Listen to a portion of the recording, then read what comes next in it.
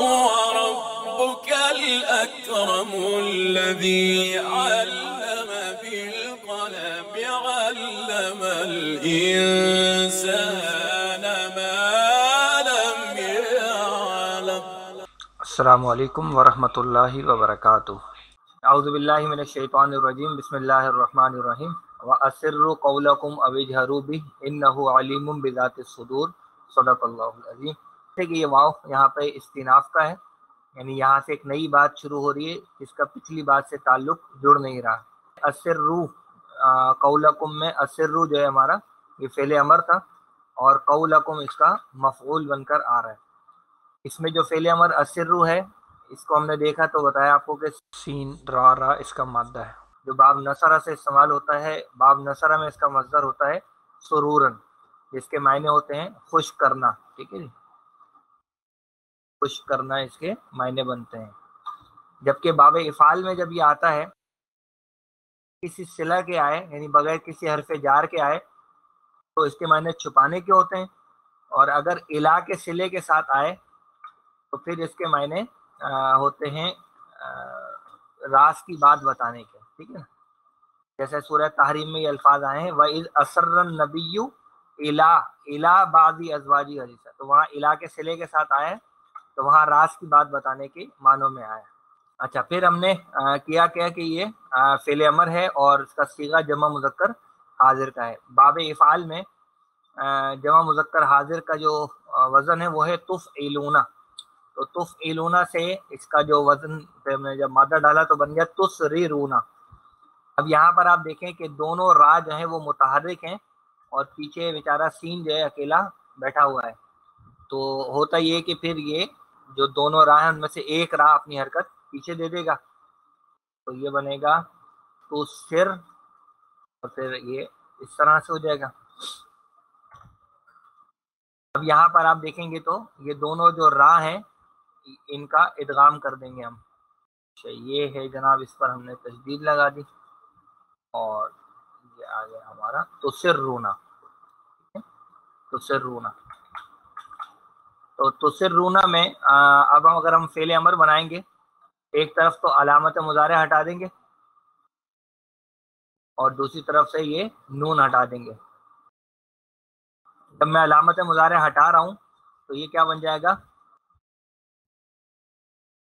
سرو. اچھا، اب آپ کو ایک راز کی بات یہ بتاؤں کہ ویسے تو اگر آپ یہاں غور کریں تو ہمیں حمزہ لگانے کی شروع میں کوئی ضرورت نہیں ہے. ٹھیک ہے، ہمیں حمزہ لگانے کی شروع میں کوئی ضرورت نہیں پڑ رہی کیونکہ پہلا حرف ہمارے پاس سین جو ہے وہ متحرک آ رہا ہے. لیکن اب یہ نوٹ کریں، یہ خاصیت ہے باب افعال کی، یہ خاصیت ہے باب افعال کی کہ اس کا فعل امر بناتے ہوئے چاہے ضرورت ہو یا ضرورت نہ ہو، جب بھی آپ فعل امر بنائیں گے آپ کو یہ حمزہ زبر والا حمزہ لگانا پڑے گا. ٹھیک ہے، زبر والا حمزہ آپ لگائیں گے ہی لگائیں گے. تو یہ ہے ہمارا اسرو. پھر ہے جی قولکم. قولکم جو ہے ایکچولی ہم نے اوپر دیکھ لیا کہ یہ ہمارا مفعول ہے اور یہاں پہ یہ مضاف اور مضاف الیہ بنتا ہے. پھر ہے جی اوجہرو بھی. یہ اوی جو ہے ایکچولی ہے او جو کہ ہے حرف عطف. واو پہ جو زیر آئی ہے یہ آگے ملانے کے لیے دی گئی ہے، واو پہ زیر آگے ملانے کے لیے دی گئی ہے. اجہرو جو ہے یہاں پر یہ ہمارا پھر فعل امر ہے اور بھی جو ہے وہ ایکچولی اس کا مفعول ہے، لیکن اس کا مفعول صلے کے ساتھ آتا ہے. مفعول ہے صلے کے ساتھ. اب اس کو دیکھ لیتے ہیں یہ کیا ہے. اجہرو یہ تو میں نے آپ کو بتا دیا کہ یہ فعل امر ہے. مادہ اس کا ہے جیم ہا اور را، جو کہ بعد فتح سے آتا ہے. جہرن یہ اس کا بنتا ہے. اس کے معنی ہوتے ہیں بیسیکلی زور سے کہنا یا آواز کو نمایاں کر کے سنانا. اور یہ صیغہ جمع مذکر حاضر کا بن رہا ہے تفعلون کے وزن پہ.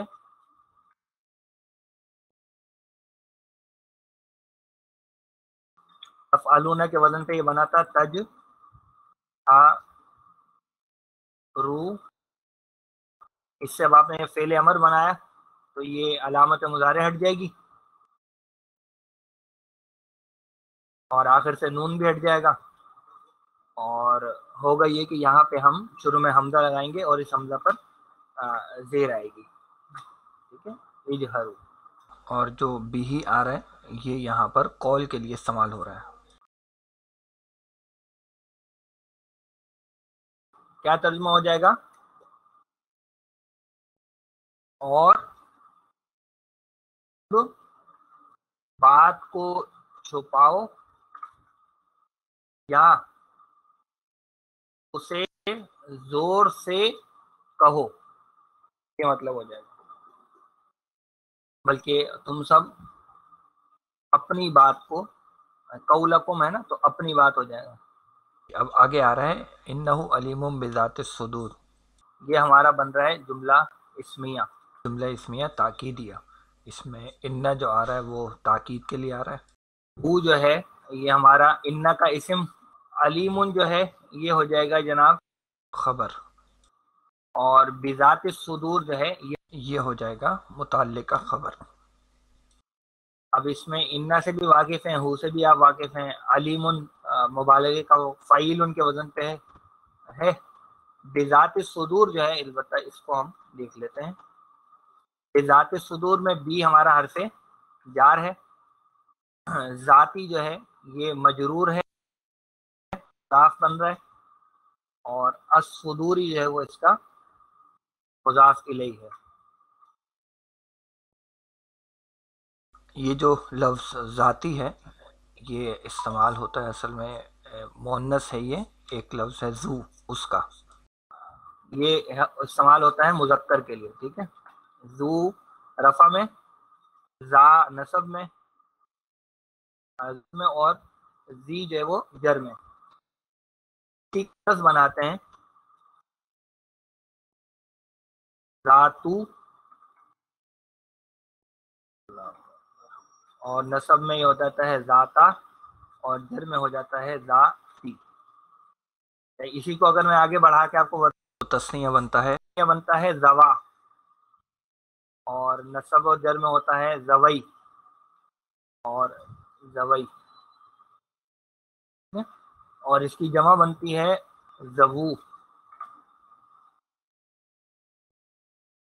नसब और जर में ज़वी। तो ज़विल कुर्बा का लफ्ज़ आपने देखा होगा ना कुरान मजीद में। इस तरीके से अगर मुअन्नस में लें तो इसका जो बनेगा वो है ज़वाता और ज़वातई और तई, और जमा में जो है वो ये बन जाता है ज़वातु ज़वाती ज़वाती। अच्छा, अलबत्ता ये ज़ू की जगह, ज़वू की जगह जो है एक और चीज़ भी आती है, उसको हम कहते हैं उलू। उलू रफ़ा में उलू, नसब और जर में होता है उली। इस तरीके से मुअन्नस में ये हो जाता है उलातू, उलाती और उलाती। ये जनाब ये पूरी पूरी इनकी गर्दानें समझे कि ये बन जाती हैं। अच्छा, इस सब का मतलब है बेसिकली वाला, इन सब का जो मतलब है वो है वाला, जबकि मुअन्नस में आकर वाला से ये मफ़हूम हो जाएगा वाली। अब सुदूर जो है वो सदरुन की जमा है, मेरे ख्याल से वाज़ेह वजाहत की जरूरत नहीं है। सदरुन कहते हैं बेसिकली सीने को, या मरकज जो होता है उसके लिए लफ्ज़ इस्तेमाल होता है, तो जमा उसकी बन जाती है सुदूरुन।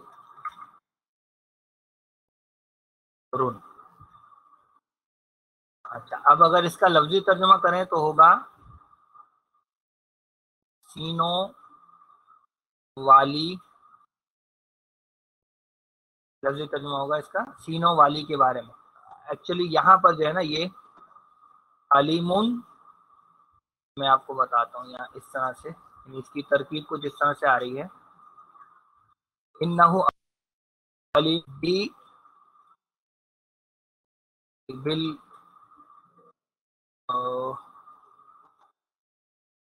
امور، بیسیکلی یہ اس طرح سے ہے انہو علیم بالامور ذات الصدور. تو یہ ذات الصدور صفت بن رہا ہے، یہ صفت بن رہا ہے، یا تو یہاں الامور مان لیں، یہاں الاقوال مان لیں.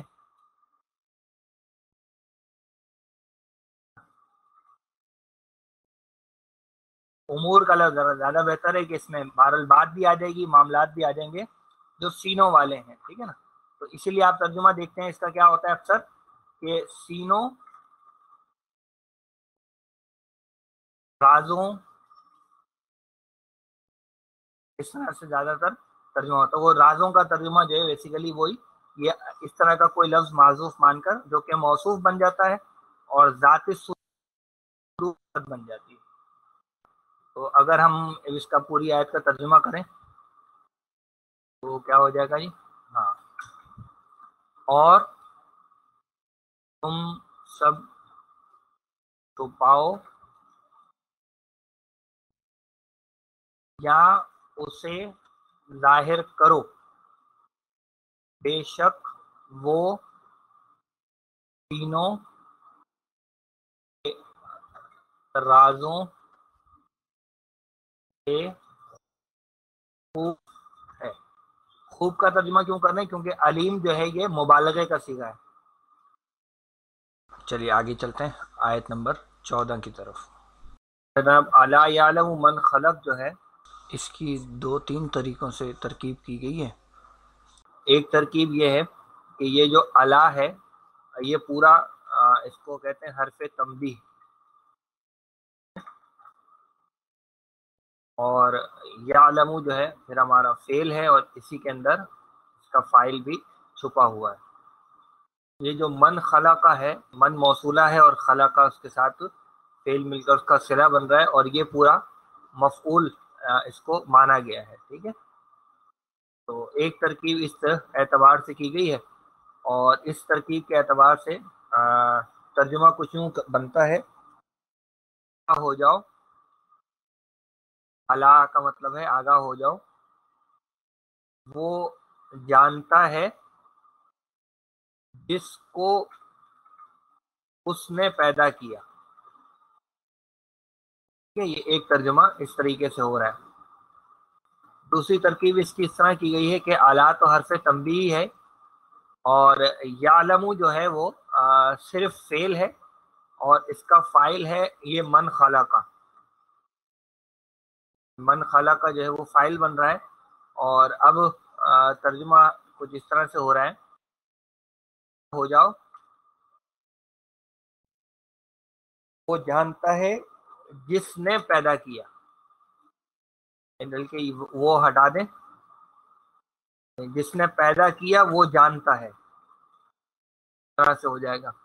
اور ایک اور جو ترکیب اس کی گئی ہے وہ کچھ ہے، وہ حرف استفہام ہے، اور لا جو ہے یہ نفی کے لیے آیا ہے، نافیہ ہے، اور یعلم فعل ہے اور من خلق فاعل ہے، ٹھیک ہے. اور اگر اس طرح سے ہم کرتے ہیں ترجمہ تو بنتا ہے کیا وہ نہ جانے گا جس نے پیدا کیا. اب اس میں جو افعال آئے ہیں ان کو اگر آپ دیکھ لیں تو یعلم جو ہے مادہ اس کا اور میم ہے جو کہ باب سمیع سے آتا ہے، معنی جاننے کے ہوتے ہیں، معلوم ہونا، علم ہونا وغیرہ. تو اس سے جو ہے یہ مضارع کا پہلا ہی صیغہ ہے، واحد مذکر غائب، یفعلو کے وزن پر یہ بن گیا ہے یعلم. اور دوسرا جو فعل اس میں آیا ہے وہ خلا کا ہے، من خلقہ میں جو من ہے وہ موصولہ ہے، اور خلق ہمارا فعل، خا لام اور کاف مادہ ہے، باب نصر سے آتا ہے، اور معنی پیدا کرنا، تخلیق کرنا، تو ماضی کا پہلا صیغہ واحد مذکر غائب، فاعل کے وزن پہ خلق۔ آگے ہے وَهُوَ اللطیف الخبیر، یہ جناب ہمارا اس سے پہلے بھی اس طرح کا جملہ ہم دیکھ چکے ہیں، وَهُوَ العزیز الغفور، وَهُوَ العزیز الغفور اس سے پہلے بھی آ چکا ہے۔ تو یہاں پر ہم نے دیکھا تھا کہ ہوا جو ہے وہ مبتدا ہے، اور اللطیف اور الخبیر جو ہے وہ خبر ایک ہے اور یہ خبر دو ہے۔ تو اس کا ترجمہ ہو جائے گا اور وہ ہی باریک بین اور خوب باخبر ہے۔ تو کیا ترجمہ بن جائے گا جی پوری آیت کا؟ اب آپ کو اس میں سے کوئی ایک ترجمہ لینا ہے۔ زیادہ تر جو ترجمہ کیا گیا ہے وہ یہ دوسرا والا کیا گیا، لیکن یہ تیسرا والا ترجمہ بھی کیا جا سکتا ہے۔ کیا وہ نہ جانے گا جس نے پیدا کیا اور وہ ہی باریک بین خوب باخبر ہے۔ تو یہاں پر اس کا ایک رکوع جو ہے وہ ہمارا پورا ہوتا ہے اس سورہ مبارکہ کا۔ جی جناب، اب ہم آیت نمبر 15 پر آ رہے ہیں۔ اس کے اندر جو ہے یہ ہوا جو ہے ہمارا یہاں مبتدا بن جائے گا، اور الذی جعل لکم الارض ذلولا یہ پوری خبر ہے، ٹھیک ہے نا، یعنی صلہ موصول مل کر یہ پوری خبر بن رہی ہے ہوا کی۔ اب اس میں ہمارے پاس اس میں موصولہ ہے، جعل جو ہے وہ فعل اور ساتھ میں فاعل بھی ہے، لکم جو ہے وہ ہمارا بنے گا متعلقہ فعل، الارض جو ہے یہ ہمارا مفعول اول بنے گا، اور ذلولن جو ہے وہ مفعول ثانی بنے گا۔ جعل کا جو فعل ہے وہ اگر آپ دیکھیں تو جیم عین اور لام ہے، باب فتح سے آتا ہے، اور ماضی کا پہلا ہی صیغہ ہے، اور پھر الارض تو مفعول ہو گیا، ذلولن کا جو لفظ، اچھا جی، ذلول جو ہے اس کا مادہ ہے ذال لام اور لام، جو کہ باب ضربہ سے آتا ہے، اور اس کا مصدر جو ہے وہ دلالتن بنتا ہے بیسیکلی، ٹھیک ہے۔ اور اس کے جو ہے وہ دو معنی ہوتے ہیں، ایک معنی ہوتے ہیں نرم مزاج ہونا، ٹھیک ہے، ایک معنی ہوتے ہیں تابع دار و مطیع ہونا، اور ایک تیسرے معنی بھی ہوتے ہیں ذلیل و خوار ہونا۔ تو یہاں یہ جو ذلول کا لفظ استعمال ہوا ہے، ذلولن ہے نا، یہ ایکچولی فعولن کے وزن پہ اسم المبالغہ ہے، ٹھیک ہے، فعولن اسم المبالغہ۔ بعض اسم المبالغہ اسم الفاعل کے معنوں میں آ رہے ہوتے ہیں، بعض اسم المبالغہ اسم المفعول کے معنوں میں آ رہے ہوتے ہیں۔ تو یہاں اس کا اگر اسم المفعول کے اعتبار سے ترجمہ کریں تو ہو جائے گا بہت زیادہ تابع دار کیا ہوا، یا بہت زیادہ نرم، یا بہت زیادہ ہموار کیا ہوا۔ بہت زیادہ اس لیے لگا رہے ہیں کیونکہ یہ مبالغے کا صیغہ ہے، ٹھیک ہے۔ تو اگر ہم اس کا یہاں ترجمہ کریں تو یہ ہو جائے گا وہ جس نے بنایا تمہارے لیے زمین کو بہت زیادہ ہموار کیا ہوا. چلیے پھر کیا ہے جی؟ امشو فی مناکبہا. یہ جو فا ہے یہ ہمارے پاس جو ہے وہ عطف کا ہے جی. اس کو الگ سے کیا پڑھیں گے؟ امشو، امشو یا امشو، زیر کے ساتھ یا زبر کے ساتھ یا پیش کے ساتھ؟ چلے ابھی بتاتے ہیں آپ کو. یہ بہرحال فعل امر ہے، ٹھیک ہے، اور فی مناکبہا جو ہے یہ ہمارا متعلقہ فعل ہو جائے گا، ٹھیک ہے.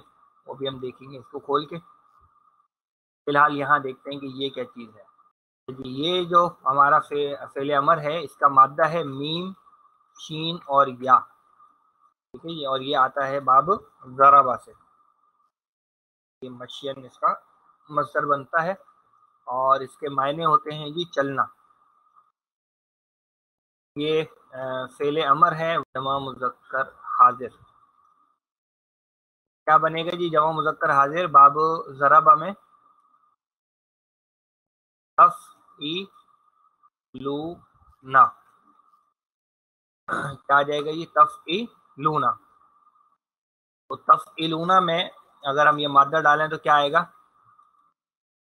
تم کی یونا، تمشیونا. اب یہاں پر فعل امر بنانے سے پہلے اگر ہم دیکھیں، یہاں آپ دیکھیں دو حرف علت ایک ساتھ آ گئے ہیں، تو ایسے میں کسی ایک کو گھر جانا پڑتا ہے، اور وہ کون گھر جائے گا جی؟ جی مادے والا یعنی یا. تو جب ہم یا کو ہٹا دیں گے تو یہ بن جائے گا تم شیو نا، تم شیو نا. دیکھیں یہاں پہ کیا ہو رہا ہے کہ یہ واو آگے ہے اور پیچھے اس کے زیر ہے، تو یہ ملاپ دونوں کا ہو نہیں رہا صحیح طریقے سے. اگر ساتھ رکھنا ہے تو اب چونکہ واو کو تو ہم نہیں بدل سکتے کیونکہ واو تو وزن کی ہے نا، تو اس لیے ہمیں اس زیر کو کچھ تبدیل کرنا پڑے گا. اور ہم زیر کو کس میں بدلیں گے؟ ہم زیر کو پیش میں بدل دیں گے، بالکل. تو یہ بن جائے گا جی تم شونا. اب اس تمشونا سے فعل امر بنائیں آپ، کیا بن جائے گا جی؟ علامت مضارع ہٹا دیں گے اور یہاں سے نون ہٹا دیں گے. یہ کرنے کے بعد ہمارے پاس جو شکل بن رہی ہے وہ اس طرح سے بن رہی ہے. اب چونکہ شروع میں ہم ساکن آ رہا ہے میم، تو ایک حمزہ ہمیں لگانا پڑے گا. اچھا اب یہاں بازار آ رہا ہے، لیکن ہم اس بات کو جانتے ہیں کہ یہ پیش 2 نمبر ہے، ٹھیک ہے نا. یہ پیش جینون پیش اس کی نہیں ہے، ٹھیک ہے نا. تو جینونلی اس پر کیا تھا اصل میں؟ وہ تھا اس پر زیر، ہے نا. تو اس جینون زیر کی وجہ سے ہم یہاں پر زیر ہی لگائیں گے، ٹھیک ہے. تو یہ بنے گا جناب امشو. امشو کا مطلب ہو جائے گا تم سب چلو. فی مناکبہا کے اندر جو فی ہے وہ ہمارا حرف جار ہے جی. اس کی وجہ سے آپ دیکھیں گے تو یہ ہمارے پاس مناکب جو ہے وہ مجرور ہو رہا ہے، اور اس کے ساتھ ہا کی ضمیر ہے، تو اس کی وجہ سے یہ مضاف بن رہا ہے. اور ہا کی جو ضمیر ہے وہ مضاف الیہ ہو گئی، اور یہ عرض کے لیے ضمیر استعمال ہوئی ہے. مناکب کا جو مادہ ہے وہ ہے نون، کاف اور با، ٹھیک ہے. اور یہ باب نصرہ سے استعمال ہوتا ہے. اچھا اس کے بھی جو ہے وہ سمجھیے کہ دو معنوں میں یہ آتا ہے. اگر اس کا مصدر بنتا ہے نقبن، پھر اس کے معنی ہوتے ہیں کسی جگہ سے ہٹ. تو قرآن مجید میں الفاظ آئے نا، انس صراطی لناکبون، یہ الفاظ ایک جگہ پر آئے ہیں، ٹھیک ہے. دوسرے جو اس کے معنی بنتے ہیں وہ بنتے ہیں اس کے مصدر نکابتن سے، اور اس میں معنی ہوتے ہیں مددگار ہونا یا قابل بھروسہ ہونا. اس سے جناب اسم الظرف ہمارا بنتا ہے مفعل کے وزن پہ.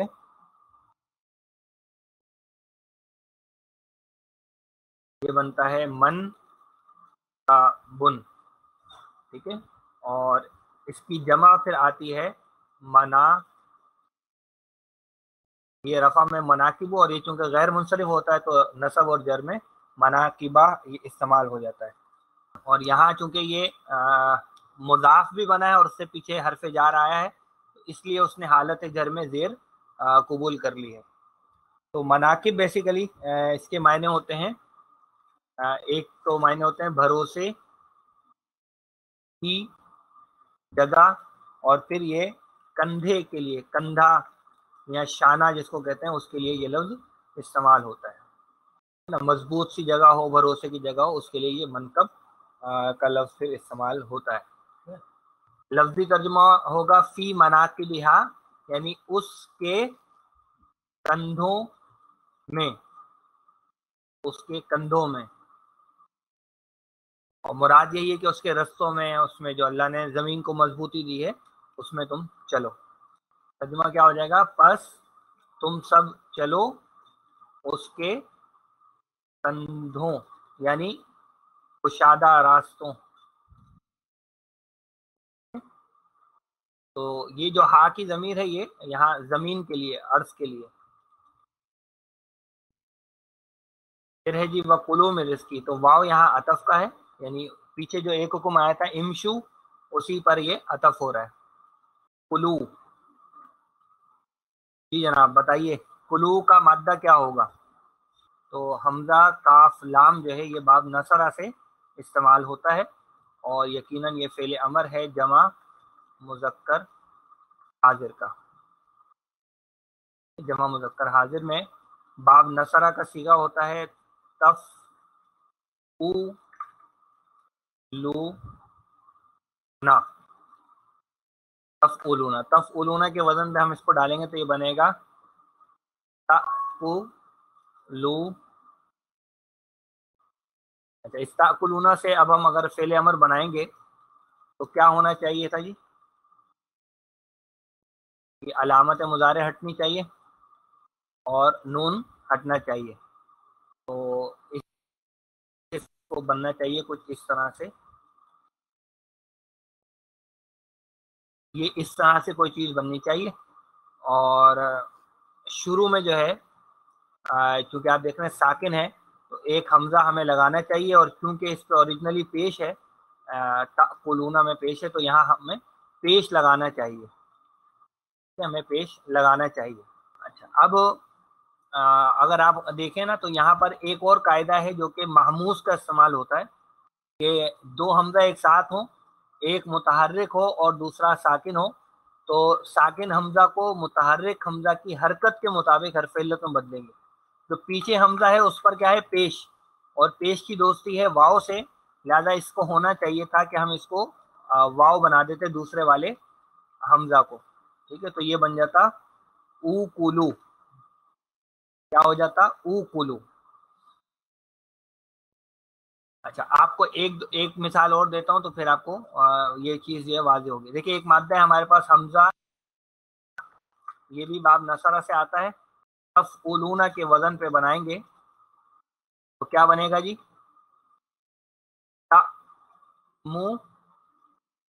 رو نا. اور اس سے جب میں فعل امر بنا دوں گا تو کیا بن جائے گا؟ یہ اسی طرح کی شکل آ جائے گی. ٹھیک ہے، امورو، اور یعنی اس میں پھر مجھے حمزہ پر پیش لگانی پڑے گی، اور یہ ہو جانا چاہیے تھا امورو.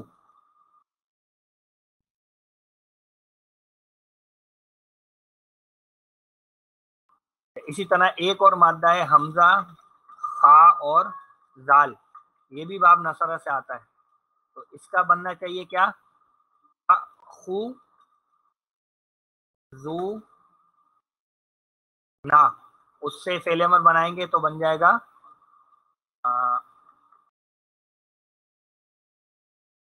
اور شروع میں ایک حمزہ اس پر پیش لگائیں گے، اور اس کو جب میں تبدیل کروں گا تو اس کو ہونا چاہیے تھا او خذو۔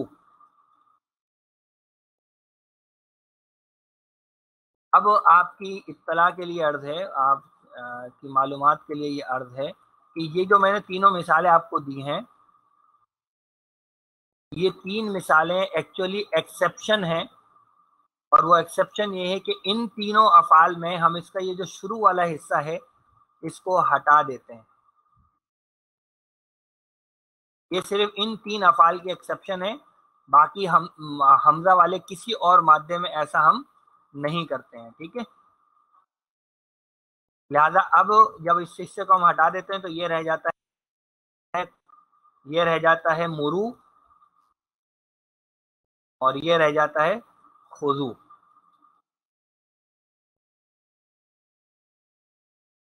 تو یہ ہے جی ہمارے پاس معاملہ، یہ ایکسیپشن والے معاملات میں سے یہ ایک معاملہ ہمارے سامنے آتا ہے کلو، اور معنی اس کی بیسیکلی کھانے کے ہوتے ہیں، ٹھیک ہے نا، کھانا۔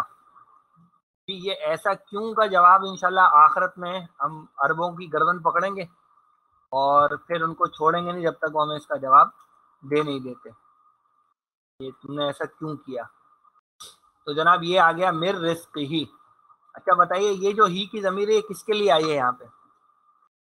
جی بالکل، یہ ذرا یہاں پہ آپ کو ہوشیار رہنا پڑے گا کہ یہ جو ہی کی ضمیر ہے یہ اللہ کے لیے ہے، ٹھیک ہے، یہ اللہ کے لیے ہے، زمین کے لیے نہیں ہے۔ زمین کے لیے یہ آئی تھی ضمیر ہا والی، کہ زمین مؤنث تھی نا، تو یہاں یہ جو زمین ہے ضمیر آئی ہے یہ اللہ کے لیے استعمال ہوئی ہے۔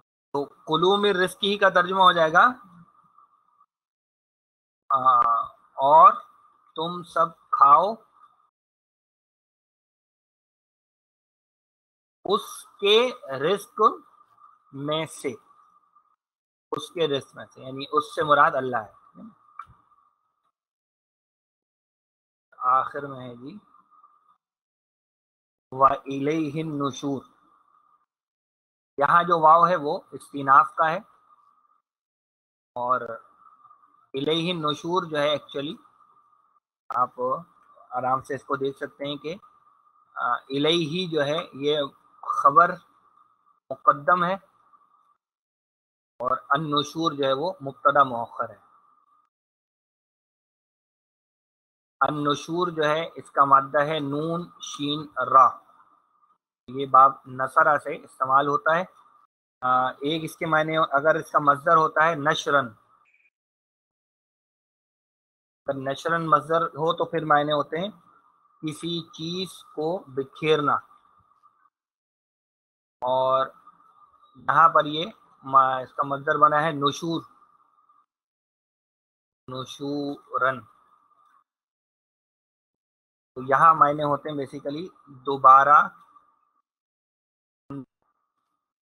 ہونا یا دوبارہ اٹھنا، دوبارہ اٹھنا۔ تو وَإِلَيْهِ النُّشُورُ کا ترجمہ ہوگا اور اس کی طرف دوبارہ ہے۔ تو اگر ہم پوری آیت کا ترجمہ کریں تو ہو جائے گا وہ جس نے بنایا زمین کو بہت ہموار کیا ہوا، بس تم سب چلو اس کے کندھوں یعنی کشادہ راستوں میں، اور کھاؤ اس یعنی اللہ کے رزق میں سے، اور اس کی طرف دوبارہ اٹھنا ہے، وہ جس نے بنایا تمہارے لیے۔